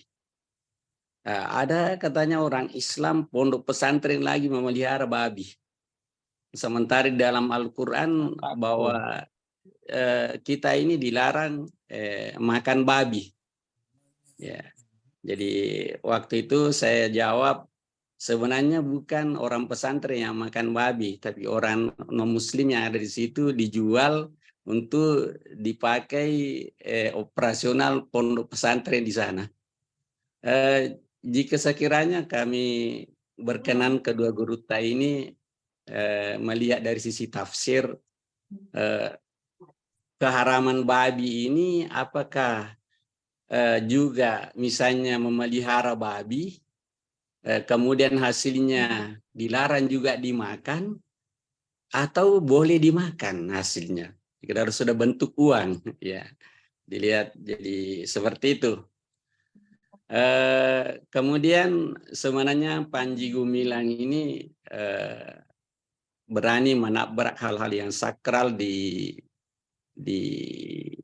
kalangan umat Islam pada umumnya di Indonesia. Ya, seperti tadi salam Yahudi, ya, Quran kalam Muhammad. Mungkin dari sisi akademisi mungkin saja bisa diterima, tapi mungkin juga saya ingin mendengar penjelasan dari kedua narasumber kita, Guru Ta, sisi akademisi terkait dengan Al-Quran kalam Muhammad. Kemudian yang bertanya-tanya lagi berkaitan dengan program Kementerian Agama tentang moderasi beragama. Nah, saya kira konteksnya yang kita bicarakan sekarang ini sesuai dengan Zoom yang kita adakan 1 bulan lamanya yang diprakarsai oleh Pak Haji Muhammad Saleh, kandidat PhD kita. Ya, kemudian Pak Ismail Suardi ke PhD menggagas Zoom ini 1 bulan lamanya dengan kerjasama beberapa perguruan tinggi keagamaan swasta, Hairiyah Mamuju dan Sidenden Rapang. Begini, apakah saya mungkin salah persepsi memahami tentang moderasi beragama? Saya melihat jangan sampai bahwa moderasi beragama yang digagas sekarang ini dapat merugikan umat Islam. Karena apakah tidak merugikan umat Islam ke depannya ini? Jangan sampai kita menggagas umat Islam menerima perbedaan dan sebagainya ini, sementara yang lain dapat menyusun kekuatan seperti itu. Ya, dalam tanda petik ya, menyusun kekuatan untuk lebih memperkuat internal mereka. Saya kira inilah barangkali mohon kalau ada yang salah ya Mohon dimaafkan oleh kedua guru ini, dan terima kasih dan salam kangen pertemuan kita lewat Zoom ini. Sekian dan terima kasih. Wassalamualaikum warahmatullahi wabarakatuh. Waalaikumsalam warahmatullahi wabarakatuh. Terima kasih Bapak Dr. Mansur atas pertanyaan yang diberikan. Saya persilahkan kepada dua narasumber kita untuk menjawab.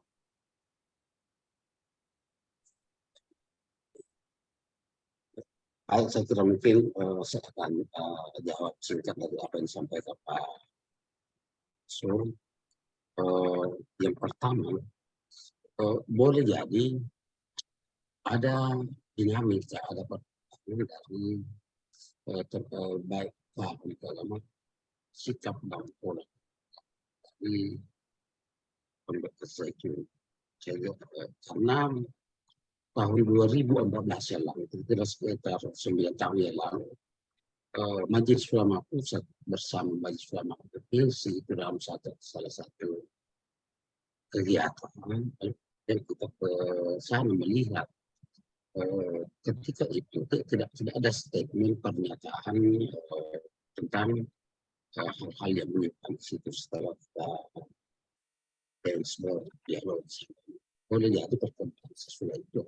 Dan saya tidak mengikuti perkembangan sesudah itu. Yang pasti bahwa dia punya perkebunan, persawahan, peternakan,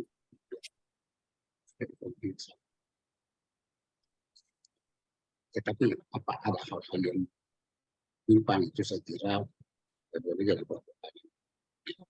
Itu saya kira secara singkat nanti mungkin memang ada lebih jauh terkait dengan itu saja memang kalau dan bisa kembali kepada jalan yang apa gitu itu yang Islam dan ya perpecahan kalangan itu saya kira yang pertama. Yang kedua, memang itu perlu dikaji lebih jauh, misalnya dalam dunia tidak ekonomi, lihat dari aspek teologi dan fikih, kalau kemudian habiskan misalnya karena begini, kita tentu keberislaman kita sama, Al-Quran kita di mana kita pasti itu yang menjadi acuan, tetapi bisa jadi ada perbedaan ketika kita tinggalnya di Aceh dengan tinggalnya di misalnya di Kupang, atau dalam konteks Sulawesi Selatan misalnya ada yang tinggal di Jeneponto dan ada yang tinggal di Tanah Toraja begitu, karena kondisi sosio-historisnya saya kira berbeda dan pedomannya sama tetapi Islamnya berbeda. Nah, ini tentu bisa dikaji lebih jauh untuk kemudian misalnya dalam pengembangan ekonomi misalnya yang mana yang lebih apa ya segi kalau misalnya karena yang berbeda yang kemudian dikonsumsi oleh masyarakat dan kemudian itu ada hal-hal yang harus dikaji jauh. Saya kira tentang tapi nanti saya kira memang ini memerlukan kajian yang lebih mendalam terkait. Kemudian yang ketiga tentang moderasi beragama. Moderasi beragama ini kan seringkali kita menganggap, mungkin ada yang menganggap tidak ada itu moderasi beragama kan dianggap tidak apa ya tidak punya pendirian. Tetapi kalau kita mencoba melihat dari ayat-ayat yang prakteknya oleh Rasulullah SAW, moderasi beragama intinya tidak klaim kebenaran. Tidak klaim kebenaran, kalau berbeda itu kemudian tidak mudah menyatakan sebagai paling benar, karena dalam Al-Quran dikatakan fala tuzakku anfusakum wa a'lamu taqwa. Itu saya kira yang jadi menghargai keberagaman sepanjang ada dasar-dasar yang bisa dipegang bahwa kita berbeda karena mungkin cara pandang kita berbeda, tetap menghargai keberagaman itu. Dan kemudian itu tadi tidak klaim kebenaran. Kita berbeda tetapi kemudian tidak berbenturan. Tentu banyak hal yang kita lihat dari situ yang pasti bahwa ajaran Islam itu adalah ajaran yang menganut asas keseimbangan.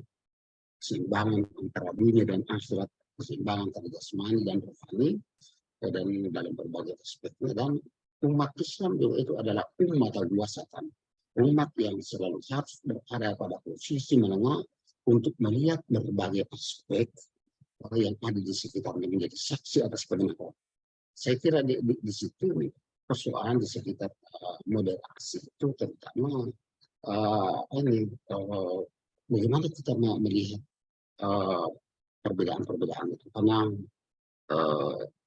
Ahmad Sukair pernah menyatakan begini, "Laisatil mushkilatu fi ikhtilafit tawarikh, mushkilatu wujudul mutatarrifin, la ya'rifuna sabila litanamuli mal ikhtilaf illa bil." Tidak, problem itu kalau kita ada perbedaan-perbedaan. Yang problem itu kalau ada kelompok yang radikal, yang tidak mampu berinteraksi di tengah keberagaman, kecuali menggunakan cara-cara kekerasan. Padahal ketika kita terjadi perbedaan, mestinya kita membangun dialog, musyawarah, ada interaksi sosial yang harmonis, sehingga persoalan-persoalan yang kita berbeda itu kita bisa selesaikan dengan baik untuk izin Islam dan Muslimin.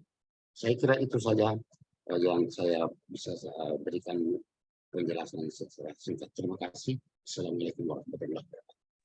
Waalaikumsalam warahmatullahi wabarakatuh. Terima kasih atas jawabannya, Prof.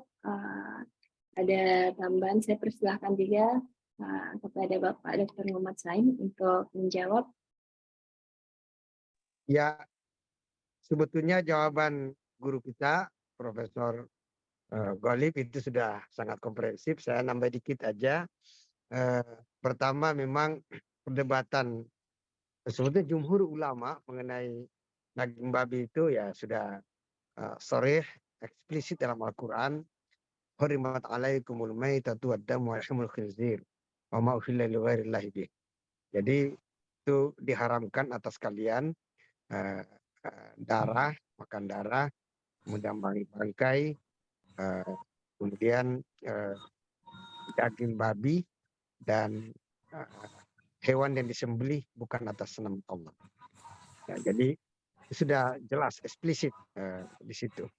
Nah, cuma kan ada perdebatan mengenai vaksin meningitis. Biasanya kalau haji, orang calon haji itu pasti di ini atau umroh itu karena ada penyakit itu. Nah, itu juga bukan daging babi. Katanya ya itu sedikit mengandung enzim ya, babi. Tapi kan ini sudah mengalami proses yang sangat panjang ya. Sebagaimana tua atau balok kalau di Sulawesi Selatan kan mengalami perubahan berkali-kali. Awalnya itu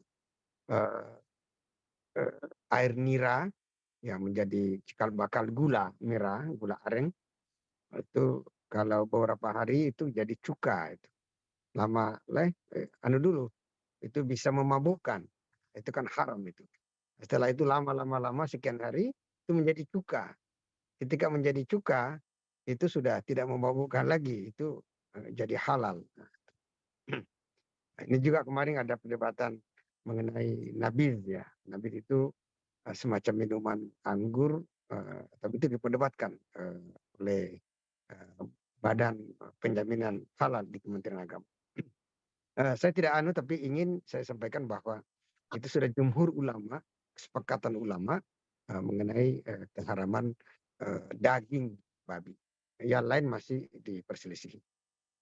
Nah, kemudian bagaimana kalau orang itu memelihara babi lalu memakan hasil dari itu?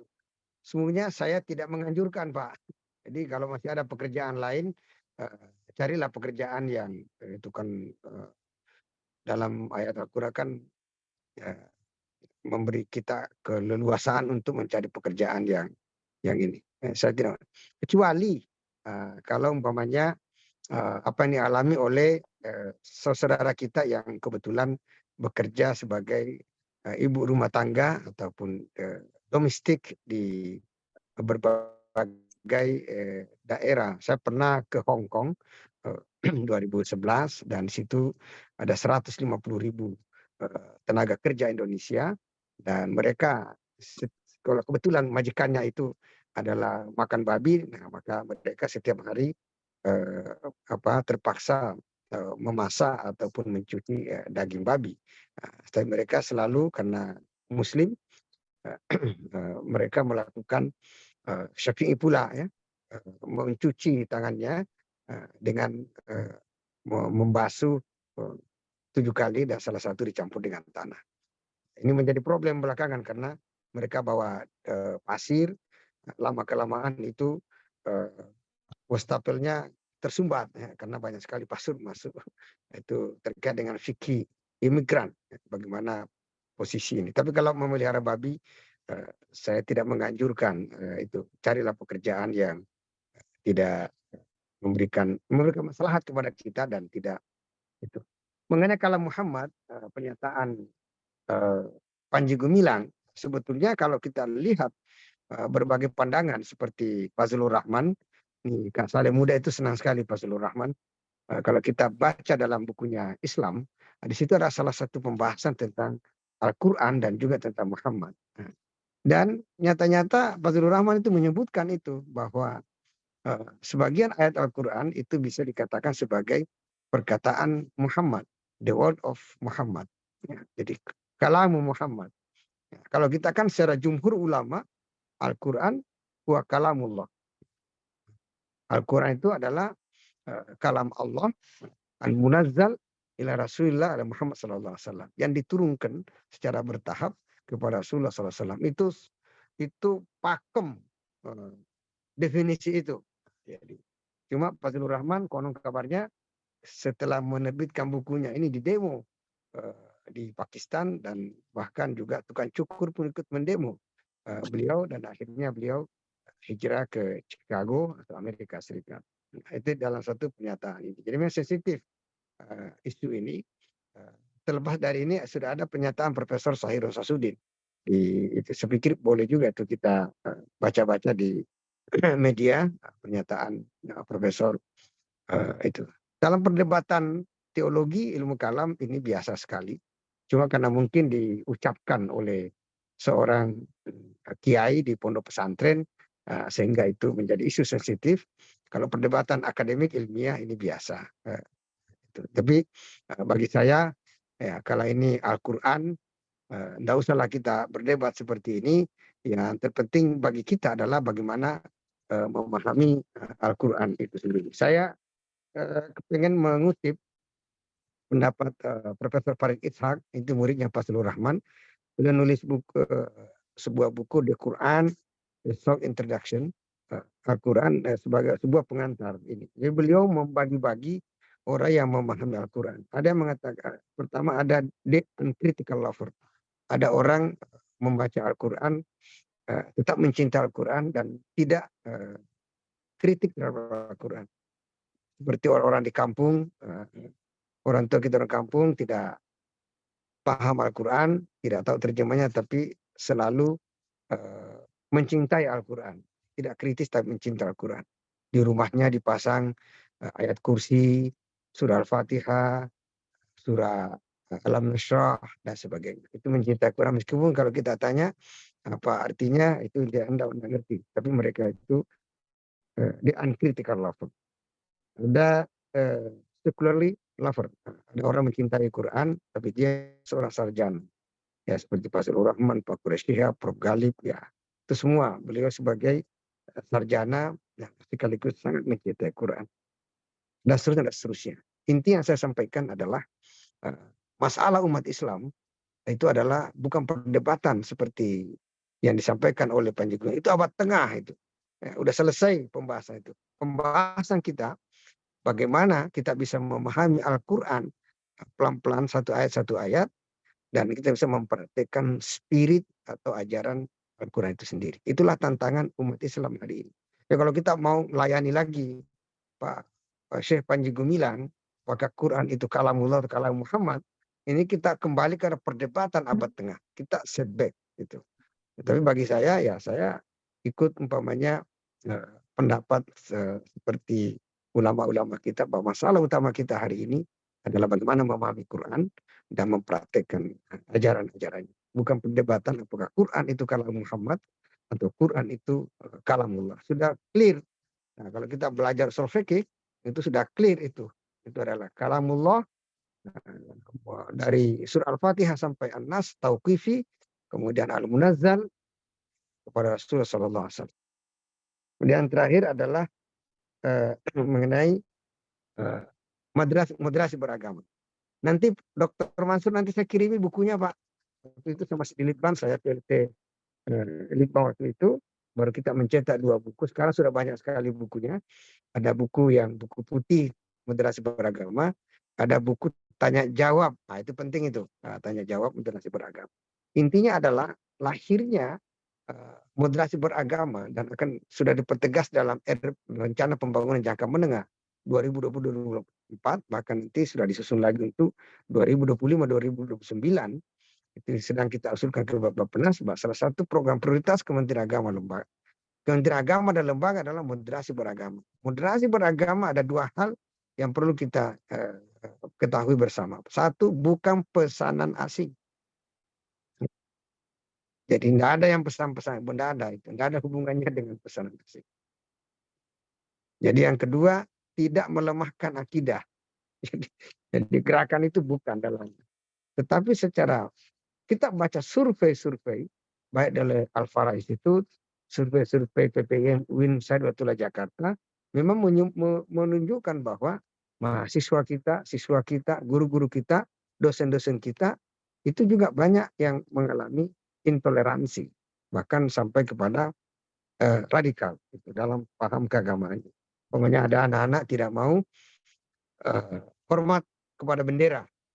Karena ini lagi mau 17 Agustus ini. Karena dianggap bendera itu. Nah ini.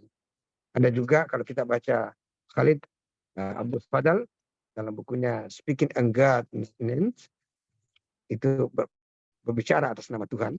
Itu ada persoalan dengan Abdul Rauf, pebasket Muslim dari Amerika. Ketika lagu Amerika dinyanyikan, beliau memilih untuk tidak berdiri. Lalu beliau bercerita, di situ Profesor Khalid Abdul Fadal bercerita bahwa bagaimana sih kedudukan hadis-hadis Nabi tentang berdiri. Bolehkah kita berdiri untuk menghormati tamu dan sebagainya. Bolehkah kita berdiri kalau kita lagi menghormati nyanyian lagu wajib.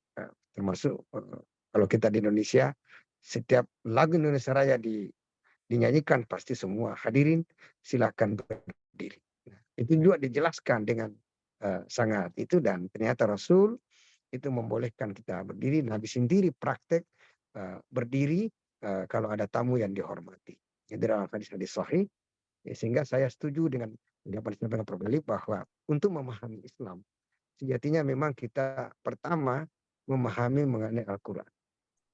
Yang kedua memahami sirah Nabi, sejarah Nabi.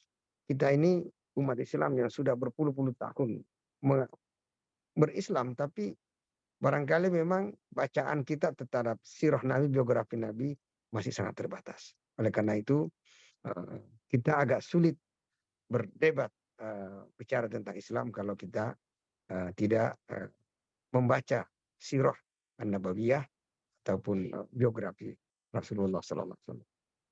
Saya pikir itu. Terakhir tentang terus klaim. Inilah bahayanya dalam studi agama-agama. Kalau terus klaim itu telah menjadi sumber bencana kita dalam beragama, terutama di Indonesia. Konteks kita tidak homogen, kita Bhinneka Tunggal Ika, kita unity and diversity, bahwa keragaman kita, kebinekaan kita, perbedaan kita adalah anugerah Tuhan, dan tidak bisa lagi kita melakukan ini adalah anugerah Tuhan yang kita harus rawat. Pilihan kita adalah merawat keragaman, dan semoga Indonesia baik-baik saja. Terima kasih. Oh, baik, terima kasih Bapak Dr. Muhammad Zain dan Bapak Profesor Dr. Muhammad Galip atas jawaban dari pertanyaan yang dipaparkan oleh Bapak Dr. Mansur M. sebelumnya. Dan kita sudah berada pada akhir waktu pertemuan kita pada malam hari ini, tapi sebelum saya tutup, saya ingin mempersilahkan kepada Bapak Muhammad Saleh Muda atau Daeng Saleh, PhD candidate, untuk mengambil alih forum. Oke, terima kasih Adinda moderator,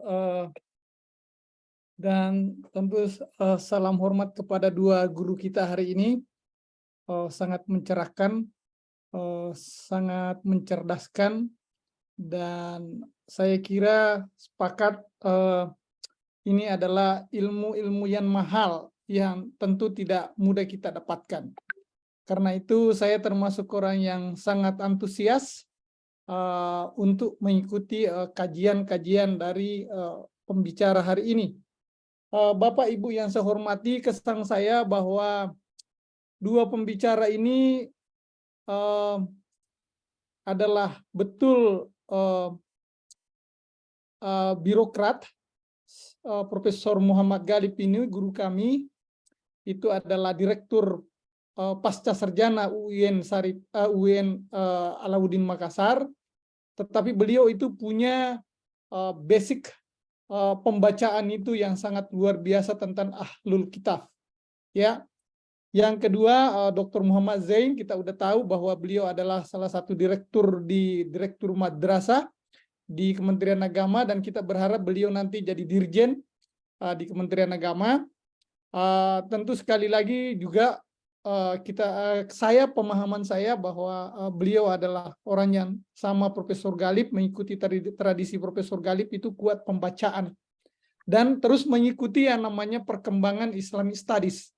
Ini yang ada, maksud saya ini yang harus kita pelihara atau kita contoh teman-teman sekalian. Yang kedua yang saya mau sampaikan, Profesor Galib dengan Dr. Muhammad Zain, itu setiap ada kejadian di Indonesia itu, Pak, itu profesor saya langsung nanya saya, karena saya memang ada pertemuan reguler dengan profesor saya, Saleh, kenapa lagi ini ada peristiwa intoleransi di Indonesia? Kenapa? Kenapa lagi ada orang dibubarkan, kenapa ada jemaah dibubarkan misalnya di Medan? Nah, itu maksud saya, kesan saya ini ada dua di sini, Prof. Pertama itu sudah biasa saya minta beliau presiden kampus saya itu bicara, mau nggak kamu undang orang-orang sekolah Indonesia ke sini? Oh ya, Saleh Saleh katanya rekam saya akan bicara, dan itu saya pernah lakukan, Pak. Jadi dia bicara itu, hey, kami adalah kampus ini, kami mengundang mahasiswa, profesor, sekolah dari Indonesia ke sini. Siapapun mereka, itu diundang oleh oleh presiden kampus saya. Yang kedua, Bapak Ibu sekalian, selalu kita lihat bahwa Indonesia ini harus diakui sampai hari ini adalah Muslim yang terbesar seluruh dunia. Ya, dalam tanda kutip kuantitas, ya, quantity, jumlah. Nah, karena itu kita selalu dianggap pasar, kita selalu dianggap komunitas yang diperhitungkan di seluruh dunia. Orang berbicara Islam sekarang dalam skop internasional itu selalu diakui bahwa representasi Muslim seluruh dunia itu adalah Indonesia. Nah, itulah tugas kita, adalah memperkenalkan cara beragama di Indonesia itu, dan pemikiran-pemikiran seperti pemikirannya Profesor Galib, pemikirannya Dr. Zain ini harus kita terus kembangkan, karena itu tidak dimakan zaman. Dia adalah produk pemikiran yang terus kita rindukan untuk mewujudkan hidup toleransi, menghargai dengan segala macam perbedaan dengan non-muslim atau ahlul kitab. Pada saat yang sama kita menggagas terus pola hidup toleran, pola hidup damai dengan sesama kita. Itu yang saya kira mau sampaikan. Yang pasti pemikiran-pemikiran kedua guru kita hari ini, saya minta tetap nanti ditulis atau seperti apa nanti itu kita akan muat di. Saya sangat bersemangat setiap pembicara itu nanti summary atau wrapping up-nya pemikirannya itu nanti kita akan muat di mudah-mudahan mohon dukungannya Profesor Galib dengan Dr. Muhammad Zain. Ini nanti kita akan publish, kita akan terbitkan satu buku setelah apakah di akhir tahun ini, paling lambat lah akhir tahun ini, mudah-mudahan kami bisa tunjukkan bahwa kegiatan seperti ini menjaga, merawat pemikiran orang-orang yang seperti dua pembicara kita hari ini. Saya kira itu yang moderator, yang pasti nanti Minggu malam waktu Indonesia, Minggu pagi waktu di sini, insya Allah dua pembicara sudah siap. Itu kita akan berbicara tentang bagaimana mengelola masjid di Amerika itu. Ini presidennya langsung bicara ini, Pak. Dia presiden Masjid Al-Falah. Masjid Al-Falah ini kebetulan di Philadelphia, di dekat Temple University, tempatnya Pak Alwi Shihab. Dan masjid ini Al-Falah itu digagas oleh Pak Alwi Shihab. Nah, ini presidennya nanti akan bicara bagaimana suka duka mewujudkan sebuah masjid di sekitar Temple University, bagaimana pengoperasiannya, bagaimana supaya menambah wawasan kita melihat bahwa rupanya masjid di Amerika itu seperti ini pengelolaannya, manajemennya, kira-kira gitu. Nah, yang kedua adalah pembicara nanti itu adalah anak pasca sarjana di sini. Dia akan melihat nanti fakta-fakta keberagamaan orang Amerika. Bagaimana orang di sini hidup secara seperti tadi diajarkan oleh Profesor Galip, dengan tetap merasa bahwa kita jaga iman kita, tapi bahwa perbedaan itu kita namanya respect satu sama lain. Mudah-mudahan minggu malam waktu Indonesia teman-teman tetap bersemangat, bahwa belajar itu butuh proses, butuh kesabaran. Sekali lagi dengan sangat berbangga bisa ketemu guru kita, terutama Profesor Muhammad Galip malam ini, dan Adinda Dr. Muhammad Zain. Kembali kepada moderator atau teman-teman organizer program ini, silakan.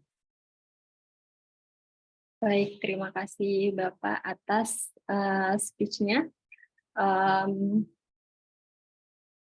Kita berada pada penghujung acara pada malam hari ini. Saya ucapkan banyak terima kasih kepada dua narasumber kita, Bapak Profesor Dr. Muhammad Galip dan Dr. Muhammad Zain, yang telah menyempatkan waktunya, meluangkan waktunya berbagi ilmu bersama kita, dan kepada Bapak Ibu yang telah aktif bertanya. Saya lihat bahkan tadi masih ada beberapa pertanyaan yang belum terjawab. Ini menandakan bahwa sepertinya kita butuh ruang lagi ya ke depannya untuk bertemu dan membahas. Insya Allah Bapak dan Ibu. Baiklah, izinkan saya menutup pertemuan kita pada malam hari ini dengan mengucapkan Assalamualaikum warahmatullahi wabarakatuh. Waalaikumsalam Waalaikumsalam warahmatullahi wabarakatuh. Terima kasih, Prof.